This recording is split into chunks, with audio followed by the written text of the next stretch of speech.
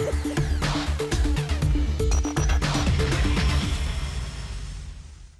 warm welcome to you on Business Africa, where we celebrate entrepreneurs and communities solving problems across the continent. I am Afolake Oyinloye. The top stories this week. Introducing more women at leadership level brings broader perspective and new ways to manage problems. Bukola Adisa is paving the way for African women.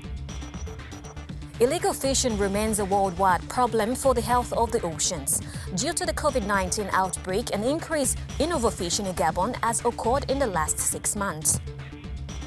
And finally, fears over local coronavirus variant, a fresh threat to South Africa's limping tourism sector. With the Women's Day around the corner, we start this edition of Business Africa with Bukola Adisa, the black female immigrant who broke the ultimate glass ceiling in the corporate world. In a bid to help more minorities take their place in the boardrooms, Bukola started a professional development company that started in the United Kingdom, and now it's knocking on the door of Africa's biggest economy, Nigeria. As Women's Day will soon be celebrated, gender disparity is still very much on the high. Women face gender biases in legal and macroeconomic frameworks, as well as more limited human, social and financial assets than men. Today, what started as a campaign for Bukola Adisa to help a few chart their path into boardrooms by offering advice and training has become a core business for Career Masterclass, which spans the UK, US, Africa and India. When she was at the top of her game, leading 100 employees in a blue-chip firm, Bukola saw how rare it was to see black and minority women in the boardrooms and in leadership positions. To address this disparity, she started hosting career development sessions in her free time to help women, especially black and minority women, by arming them with the necessary tools to succeed in their careers. She was invited by the likes of Google Africa, Amazon, Dash Bank, Shell and Lloyd Banks to lead professional development sessions focused on inclusivity and diversity. Bukola believes that diversity is key for a successful organization. Bukola Adisa, the CEO of Career Masterclass, joins us from the UK for more on that story. Welcome to the show. Thank you so much. Thank you for having me. Now, how successful have you been at mentoring women in boardroom and top corporate positions? I would say that is what I would call my life's mission. At the point where I started to enjoy a level of success from corporate success in my career, I felt like the onus was on me to give back to people, because I've always believed that if you've been helped, you have the onus and the responsibilities on you to help others. And so I looked around me in my community and I looked at women that were working hard. And, these are women that are very hardworking, intelligent women that they have their first degree, they have their second degrees, they're working in these organizations, and they just seem sort of stuck at some level within the organization. So that's why I started Career Masterclass as a way of helping people navigate, so that the mistakes that I had made on my journey and also the lessons I've learned on my journey could be put to good use. So I started with women, coaching women, helping them, running masterclasses to teach them the things around confidence, how to negotiate, how to move on. And with time, because it's true that when you educate a woman, you indeed educate a nation. Those same women started to say to me, can I bring my husband? And can I bring my brother? Can I bring my son? And so we expanded Career Masterclass to include other genders, so the male gender, and we just continue to grow that way. But we've had a lot of success stories. We've had people that were maybe stuck in menial jobs that had a desire to go to a corporate job that we've been able to help transition. We had people that have been stuck at a certain level in the organization that were not able to go for a promotion, that we've been able to help transition and to get those promotions. So the impact and stories and the success stories make us incredibly proud and make me proud. Because when I look back 6 years ago, that thing that started just because, just from a labor of love and just because I cared, is now this thing that has a global reach and global impact. And we're helping people on a daily basis. So that makes me really, really proud. It's the stories in the community that make me get up every morning and I want to do this, because it is incredibly hard. It is hard. Well, but why is it important for women and other minorities to lead the corporate world? It is important because I believe that you cannot be what you cannot see.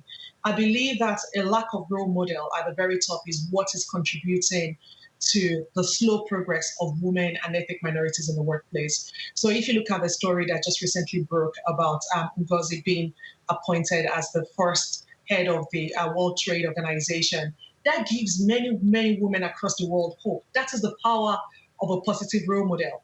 And so the reason why it's important are two things. One, every organization they have the responsibility to represent this community in which they operate. So if you don't operate in a monoculture, that means that the people that work within your organization and the people that lead those organizations have to represent the diversity of the community in which you operate. That's the first thing.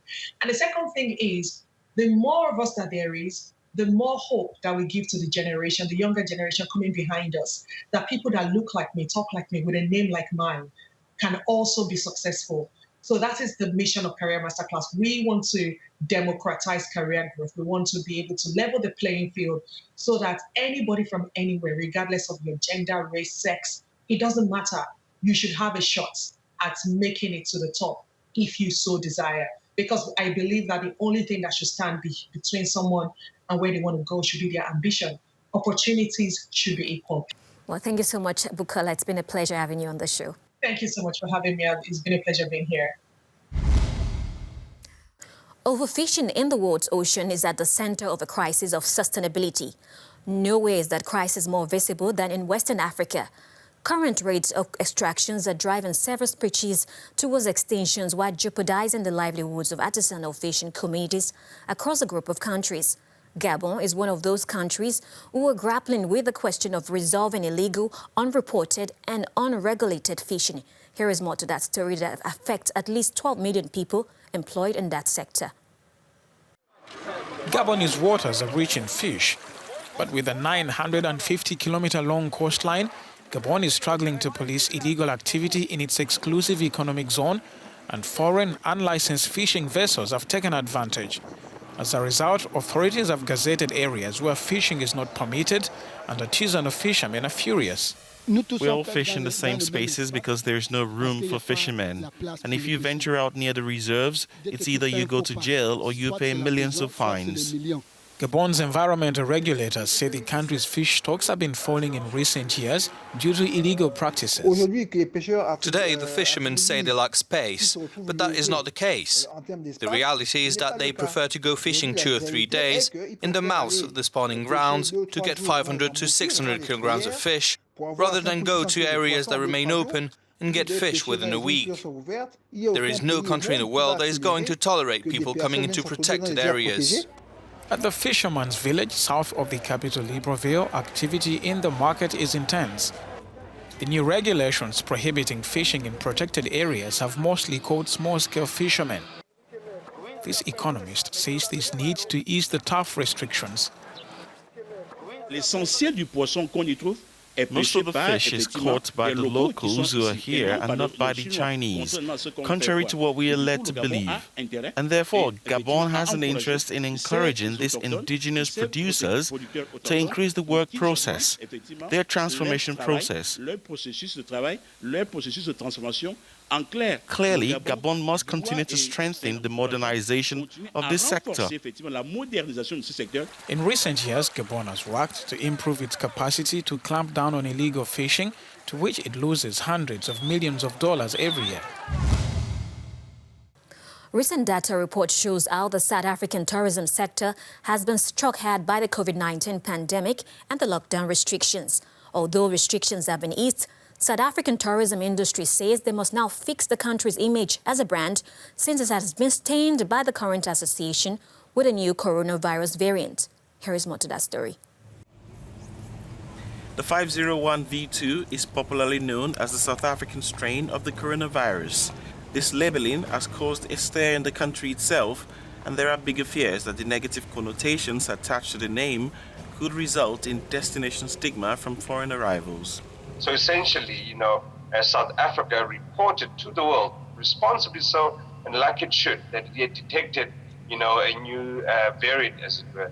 And unfortunately, the world still refers to it, as a South African variant, and we need to change it as quickly as possible. Tourism accounts for nearly 10% of South Africa's GDP, and has potential to grow even more. The country's beauty and biodiversity is well known throughout the world, but now so too is the South African strain of COVID. Of the 6,000 staff we had in June last year, currently less than 2,000 people are still employed or get a salary for their work. So we've shed 2/3 of our jobs in our business, and I think that will take very, very long until we return to the type of staffing levels that we've had.